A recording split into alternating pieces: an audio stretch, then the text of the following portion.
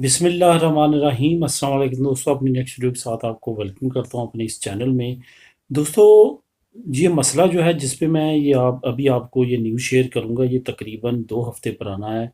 2 हफ्ते पहले प्रीति पटेल जो कि यूके की होम सेक्रेटरी है, उसने यूरोपीय यूनियन के साथ राब्ता किया था कि जो लोग इंग्लिश चैनल को अबूर करके बरतानिया दाखिल होते हैं कश्तियों के ज़रिए, उनको वापस लिया जाए।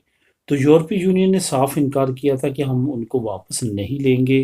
ना सिर्फ इनकार किया था बल्कि मजम्मत भी की थी कि जो प्रीति पटेल होम ऑफिस बरतानिया का नया इमिग्रेशन लॉ है जो उन्होंने मार्च में मुतारफ़ करवाया है, वो बिल्कुल भी ह्यूमन राइट्स के मुताबिक नहीं है।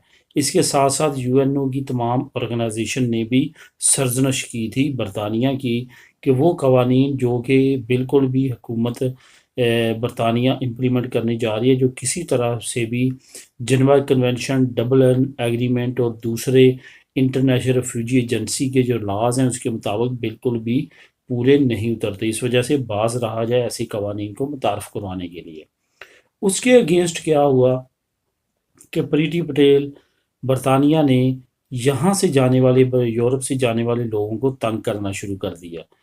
मैंने इससे पहले भी इस पे एक वीडियो में बात की थी, तो मुझे नीचे 1-2 कमेंट आए कि हम फिर क्या है, हमारे साथ कोई मसला नहीं बना, आपकी किस्मत अच्छी थी, आपके साथ उस तरह से स्ट्रिक्ट इंटरव्यू नहीं हुआ होगा या बिल्कुल नहीं हुआ, लेकिन ये मसाइल पैदा हुए हैं। 1 हफ्ते से यूरोपीय यूनियन जो है वो एहतजाज कर रही है बरतानिया से, क्योंकि यूरोपीय यूनियन से 30 के करीब लोगों को जो है वो डिपोर्ट सेंटर में रखा गया और उनको बाद में डिपोर्ट के लिए भेजा गया यूरोप में।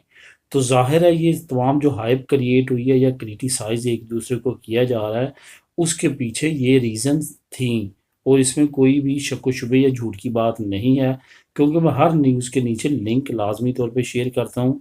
इस न्यूज़ में भी आपको लिंक शेयर होगा और इस न्यूज़ में जो जो वेबसाइट ने ये लॉन्च की है द गार्डियन, वो दी बेस्ट दुनिया की बेहतरीन वेब न्यूज़ एजेंसीज़ में से एक है।